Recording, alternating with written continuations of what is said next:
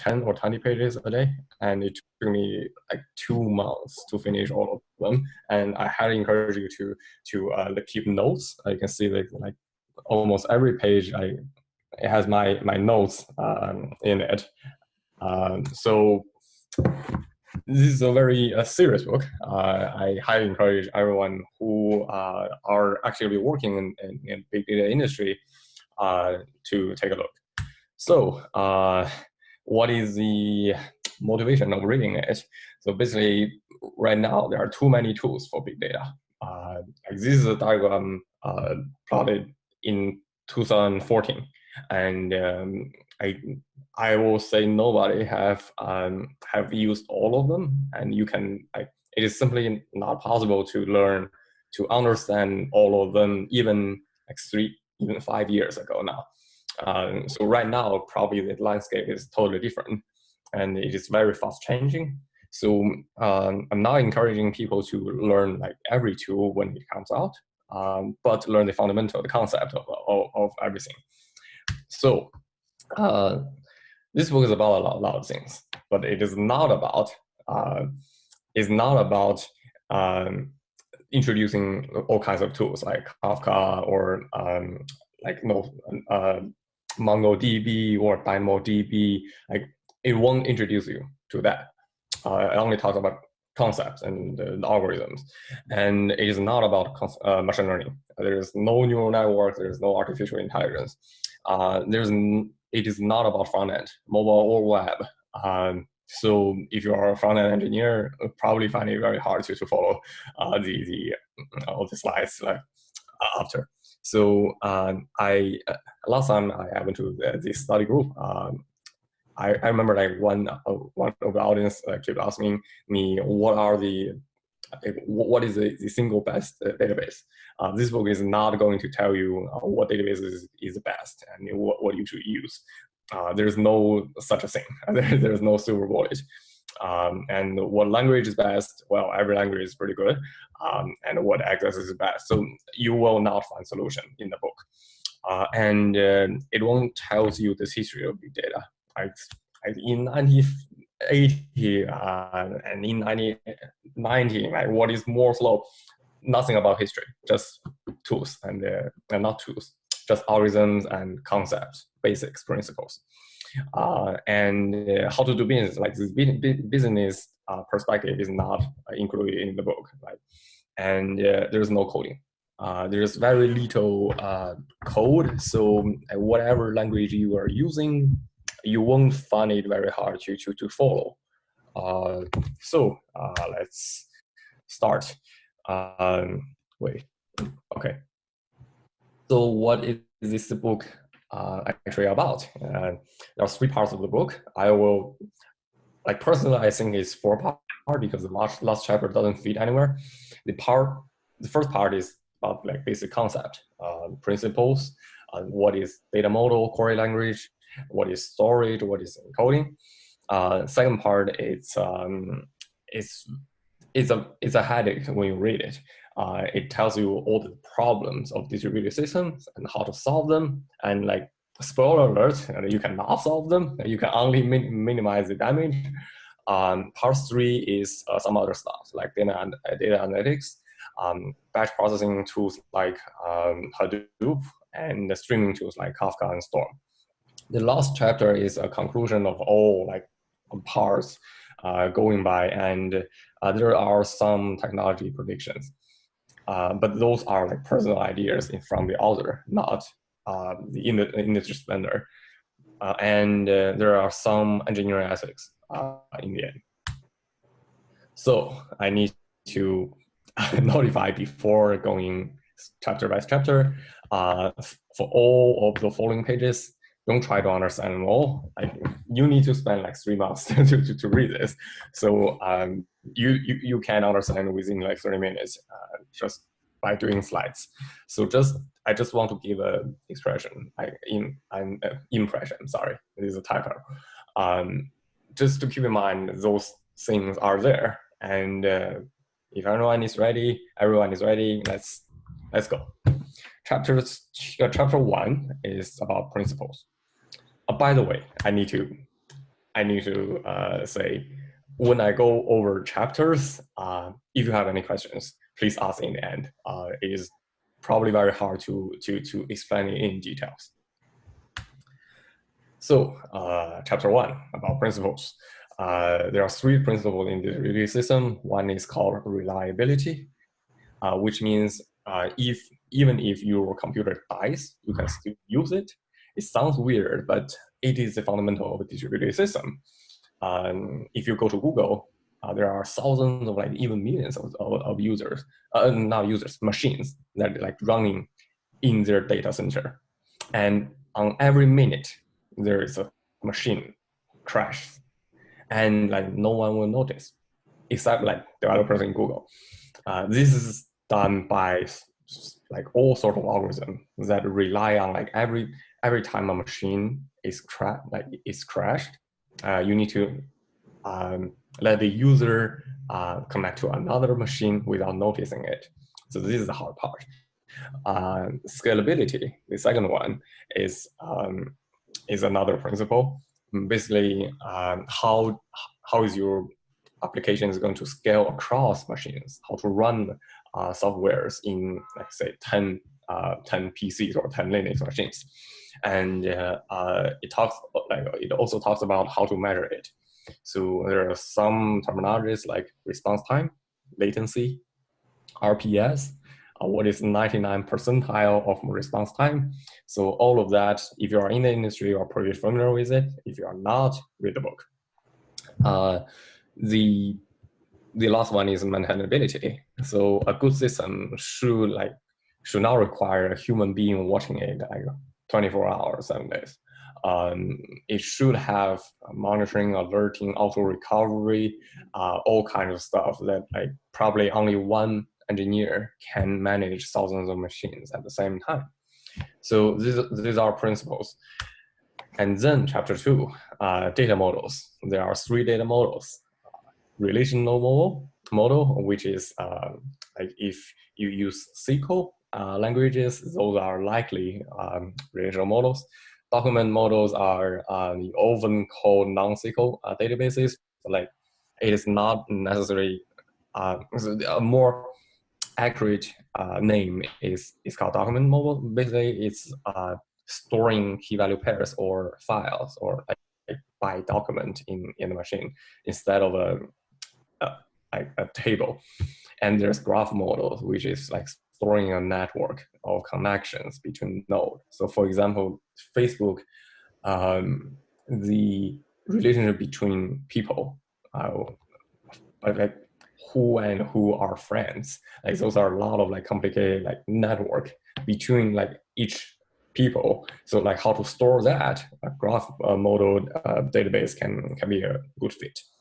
There are some history about it. If you read the book, you will find a document model actually comes first. So NoSQL is even earlier than SQL, and then SQL become the mainstream. But SQL have a lot of problems. For example, it cannot distribute it very well. Then we're like going back to document model, and then there's graph model that we found that like the Facebook or like a lot of network needs to be stored in somewhere distributedly. So this is a history. And it also talks about how to query them. There are declarative and procedural ways. Declarative is SQL language. Is quite an example of which you will type select star from table where which like column A equals to B. So this is a declarative language. You don't really care about like how the engine is resolving it, like how they are like computing it. You only care about results, which just returning all the rows that fit this condition. But procedural querying is very common in NoSQL database, which you instead of like select star from table, you actually have a for loop, and you have a lot of like if else like branches in it. So and there's a like a big trend of you'll see 3 models, 2 querying mechanism, but they tend to converge. You'll see some SQL databases have a lot of solutions of how to distribute them. and a lot of non-SQL databases use SQL language to query. A good example is AWS Aurora, I think is the name. So basically, it's PostSQL, but it's actually distributed. And Mongo also like support like some kind of SQL in some version. I've never used it, but this is what I heard. So there's a like convergence between. Chapter 3 is about storage. So when you are familiar with databases, it is usually stored in the files. So a read or write of a table is actually a read or a write of a file. So input, output of the files. So so you can, for any database, you cannot satisfy all of the following. So you can either read and write very, very fast, or you can store a lot of data, or you can read or write them correctly. This is like it's like an impossible triangle. Usually a database can do one thing really well and it can tolerate other thing, but the third thing is like pretty like you cannot expect anything out of it. So SQL, MySQL, is the good example of read and write very fast, read and write them correctly. You can guarantee that, but it cannot store a lot of data. It cannot be distributed. MongoDB, on the other hand, it can read and write very fast. It can store a lot of data, but like when you read and write it, there's some chances that the data is not correct. It's very old, or it's like even there's a lot of conflict maybe going on. So usually you need to sacrifice one to serve other two, or sacrifice two to serve one really well. It is unfortunate, but it is a small price for salvation. So let's go to chapter 3. Oh, actually, yeah, we are still in chapter 3. So this is like the part that is very hard, and it kills your brain cells when you read it. There are two major designs of data models. I'm not going into details and just show you some diagram. This is SS table. Basically, you can see that these mouse cursors here. So you will see there's a memory part, there's a storage part. This is like a file part. And every time you read and you write something, you write to the memory and it persists into some storage. And there's a lot of like, this storage is basically a log-based file system, which you append instead of like insert into the file chain. And there's a background process that's doing the compaction. This is what we call, like, on the other end, apart from SS table, there's B plus tree, which is like, you can think about it, think of it as a big tree. It takes log of n times to find the right data or to write to the right node. So previously, this one is very common in NoSQL databases, and this one is very common in SQL databases. And there are some other stuff in the book as well. Like, for example, you can store values in an index, which I have never used them. You can have multi-column index, which I have never used them. There are in-memory databases, Redis. I use them a lot. We talk about like file IOs, but actually you can, in theory, put data into memory, but the limit is you cannot put a lot of data. And when you shut down the machine, the data is gone. So, and there's indexing system like Elasticsearch. It's kind of a storage, but probably people from Elasticsearch will disagree. And there's column-oriented tables, which if you use Vertica, it is kind of that. Basically, right now we are storing, so if the table is too big, it cannot fit into one machine, we partition it based on rows, but like column-oriented is usually partitioned by columns. So those are things that the book will mention, but will not go into details. So there are two kinds, not two kinds. So this is kind of the fashion of the industry, that how do you define schema and store stuff. In those two diagrams, you will see there is like a big square in the center. This is what we call the source of truth. So usually you store everything in the center, but every time you read or write to it, you write to a particular view of it. So let me give you an example. So if you go to yahoo.com, you'll see a lot of news articles, right? And for each, let's say this is Amazon one. For this news article, you will only see a picture, a category, a source, a title, some like summary, like only partial of the summaries, the number of comments, and some related articles. So this is a view of an article, but it is not all the information. And if you click on it, you'll see the entire body of the report. You can see all the comments. You can even see this, like the sentiments of the people reading it. And you'll see a lot of recommendations and the time and the author, the reporter.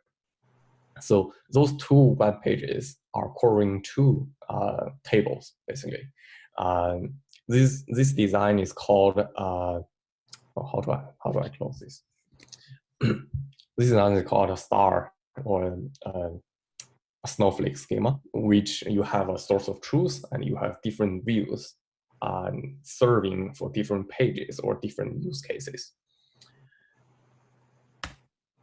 Chapter 4. Encoding and evolution. So there are two popular encoding, JSON and XML. It talks briefly about it, and more into details are serializations, which there are two encoding. One is called Swift, one is Protobuf, which Protobuf I think is more popular. It is not as like very human readable, but it is very fast for a network to send like those data to each other. And there's also this super flexible arrow, which which you can store your schema alongside with data. Schema can change, data can evolve. So for example, if you go to Facebook like 5 years ago, there's a lot of stuff that is not available. Every time you add a feature, you add a new column to the table. But like in SQL databases, it's very hard. Like you define the schema before you actually write the data. So what happens to all those like old data? Like how do we put the default value to that extra column, or how when we read about it, those column values probably now, and how to resolve it. So this is what we call like schema on read. It is very hard to evolve. A new way is called like schema on write, which you don't define any schema when you write to a table. You don't know how many columns or rows are there. You define it for each record. It is flexible in some way, but it's very hard to read. And there's dynamic schema where every row have a metadata of schema definition. It is very flexible for both read and write, but it is very, it's a waste of like space. And there's like all kinds of problems you can find in the book. So yes, at the end of this chapter 4, it talks about data flows. There are REST, there are RPC, and there's actor models. REST are basically request response, and that's it. It's synchronized. It's based on HTTP, but there's a lot of limitations. So that's why there's these gRPC things coming along in recent years, and that you can set up a connection and you can stream without like a single request and response pattern. So basically for streaming services like Netflix or like YouTube, it's very wasteful to do so what we call in the industry is called like pooling or WebSocket. So if that is difficult, like how can we keep a connection alive? and to enable data kind of going from browser or from server, like from any direction. And third model is called actor model, which inside a server, like everything is a message and everything is asynchronized. It is relatively new. I'm not going to go to details in the slide you can find in the book. By the way, Akka is very new, and I have never seen any company that build their applications like by Akka itself. They are experimenting them, but like it's very premature by this time. So chapter 5, replications. There are, so if you have worked with a database before, you will heard words like master or slaves. A single master database is called single leader database. You can have multi-masters if you have multi-clusters, like in different regions. And there are also like leaderless databases which Dynamo uses. It doesn't use a master to replicate the data stored in itself to the slaves. The protocol it uses is called the gossip rules. You can find it in some documentations in AWS if you are familiar. There are a lot of problems which regards to each of the systems, like consistency, because there are too many machines. How do you make sure every machine stores the data in the same way? And if you write two machines at the same time, like how do they resolve conflict? And if a slave can die, a master can also die. If a master dies, how do you elect a master? And what if the election system doesn't work in a way that sometimes the master die, usually like a two master at the same time? This is what we call a split brain problem. You will find the solution and the details of the problem in the book. Partitioning, I'm not going to the details. This is I think is very hard to explain. There are two ways that we can partition. You can basically sort all the data and partition by range, or you can apply a consistent hash. There are some automatizations. For example, skewing is basically to prevent read and write to a single machine so that you can relieve some pressure. How to prevent skewing and how and why and how to use a secondary index. So in the key value databases, usually you can only query by keys, but like for sometimes you want to query by values, then you need to introduce a secondary index. So why is secondary index very hard? It's very expensive. Let's say if you have 100 machines currently, and you want to grow your business, you want to scale into 1,000 machines, but like all those partitions are already like sitting very well in those 100 machines. So how to rebalance them all? You cannot just shuffle the data. There is a way of optimizing the moving of the data. And there are some other stuff like routings or parallel query executions. This is a very hot area that we are actively debating it in my company and in Yahoo on an everyday basis. There's no correct answers, but it will bring you some insight for the time being. So transactions, it's very obvious in SQL databases. You can expect an operation to complete or not happening at all. A good example is a banking system that you move your data from one bank account to another. So basically the operation is you subtract $1,000 from account A and you add $1,000 from account B. But what happens if the machine crashes in the middle? Then you lost $1,000, right, in account one, in account A. So how to prevent those things, like how to recover, how to roll back all those invalid transactions. This chapter 7.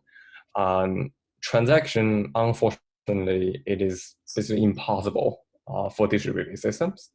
But we can do our best. There are all kinds of mechanisms like commit, snapshot, atomic write, store procedures, locking, and SSI. I'm not going into details. This slide is just a guide that you can serve like a table of content when you read the book. So for chapter 8, it's more of the concept than the internal design of databases. There are 3 fundamental problems. In a distributed system, the network is very unreliable. It can be very slow. So it means that the time of the writing or reading can be very inaccurate. The clock is also unreliable. So there is some algorithm that you can optimize the time tiling, but it is impossible to show all to let all the machines to tell the right time. And there are also problem of paused processes.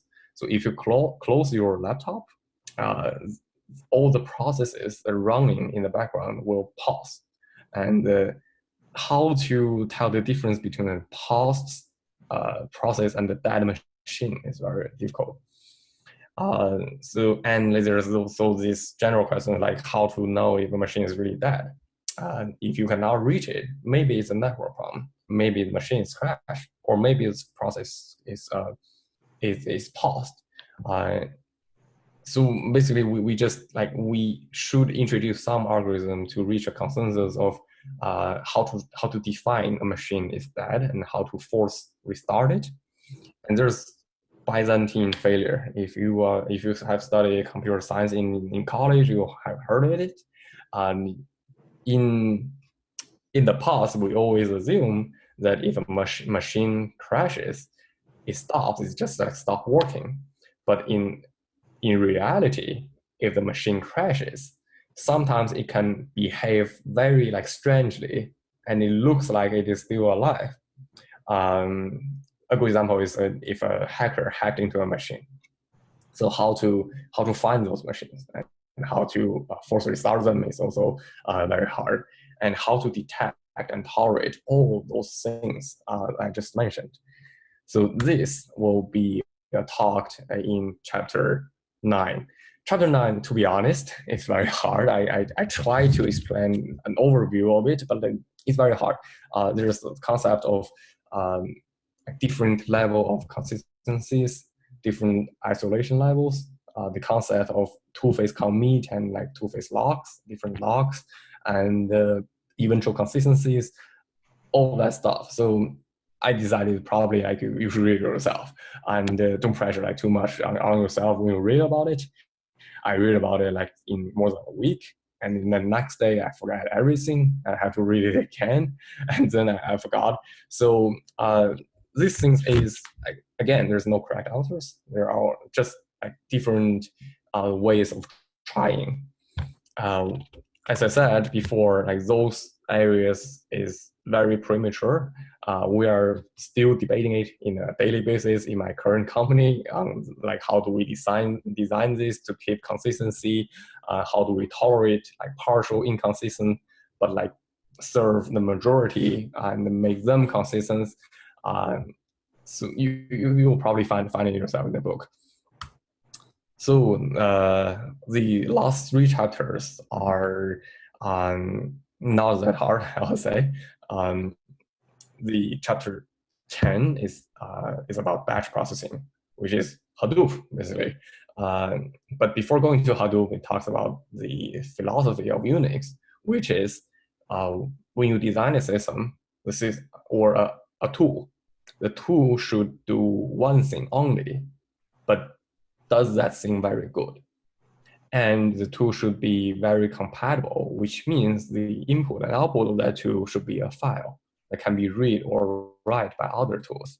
So those are kind of philosophies that when in the 70s, people design Unix, and in the recent years when people design Hadoop, Hadoop based on the algorithm called MapReduce, which is partition the input, process them into different machines, and aggregate them at the end. But there are a lot of problems with I/O. As I just said, if the input and output is they're all files, and the files are too big to store on a single machine, the I/O time is like quite large. It's quite like usually when you run a Hadoop job, the majority of the time you spend is on I/O instead of computing. So how to optimize this? There's a recent solution called Spark, which introduces RDD. There are all kinds of ways that RDD can optimize I/O. I'm not going to talk about it right now. Like for example, storing the memory or store related data into a single machine. So chapter 11, stream processing. Yes, finally Kafka. Kafka is a messaging system. It can be distributed. It is very fast and reliable. And with Kafka, with this message system, you can use this pattern called microservice. Instead of having a big, huge server serve all the traffic for your website, you can have 10 servers that do 10 different things, and they communicate via messaging. But there are like a lot of like more problems it introduces. Like for example, how to analyze in real time. You can, in batch processing, it's all historic data. You can just query user clicks for the past days. But how do I query user clicks in the 24 hours ahead of time? Kafka and Storm can do it, and another problem is called stream joins, which a stream is a chunk of data, ongoing real-time data. And on the one hand, you have a stream of data. On the other hand, you have a table of data, which is historic data. Sometimes you want to like join them together to do an analytics. So this is very hard right now. So probably in the future, there will be tools that will introduce states and like enable joining from like stream and streams or stream and tables. The last chapters, the first section is about design recommendations and predictions. I can't really explain because you probably need to read previous chapters before going into this. And it talks about engineering ethics. One problems on database, not technically, but on the problem on the socially is big data is based on historical data, and historical data can be very biased. If you develop tools that like trained by biased data, you probably like train a model that is also biased, and people using that model will get different result, so that you will enforce that bias back to the people, and you collect the data from the people again. So it's like an incremental bias. It will make like the future very like worse and worse in the long term. A good example is there is this website called Perspective API. If you can see the screen. So this is the tools provided by Google to basically score if a comment is very hateful, or if the comment is good or not good. No, so let's say this is an experiment page. So if I say agree with the author, you will see this blue dot that says it is very likely to for this comment to follow the community guidelines. And if I say I hate it, and it will say like 99% of the chances you can violate community guidelines. So this is like based on machine learning and a lot of analytics, a lot of tools that we just introduced. But it performs very badly in gray area. So for example, if you type a certain ethnic group, for example, Asians or Black people or Latinos, the score can differ. So let's say Asian, the score is 1.6, which is like very healthy. And if you say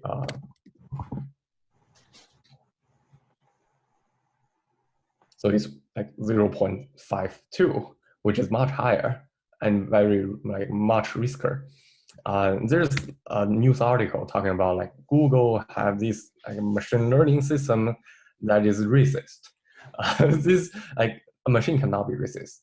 It's only data, and data is based on historical data. So how we should keep this in mind that the data we are using is not perfect. It's not very fair, and it's our responsibility to fix it. And also, big data means big surveillance. We'll talk about it like in the later slides. And there's also introduction of the right of privacy. So right now, like everyone is saying, there is no privacy at all because like everything you do, you got tracked by Amazon or Google or YouTube or Instagram. But you need to remember that the right to privacy is the right of hiding your own data. It's always on you. It shouldn't be on Google or by the government. So you should have the right to read all the data tracked by a certain website or delete it or change it or to download it. So this is, we have seen this trend recently. Europe recently last year, or probably 2 years ago, introduced a legislation called Gdpr, which any business in the Europe, you need to enable like some ways for users to retrieve all the data tracked by the website, or to delete it, to erase it. This will happen in the US and in China as well. And you also user trackings. So the big data is like come from human beings and is serving human beings. When we deal about it, we need to think. So like, for example, 99% of the chances if an automated car can hit a person, it is very it's safe enough to release the car, but it is not safe for the victim because it is 100% for him.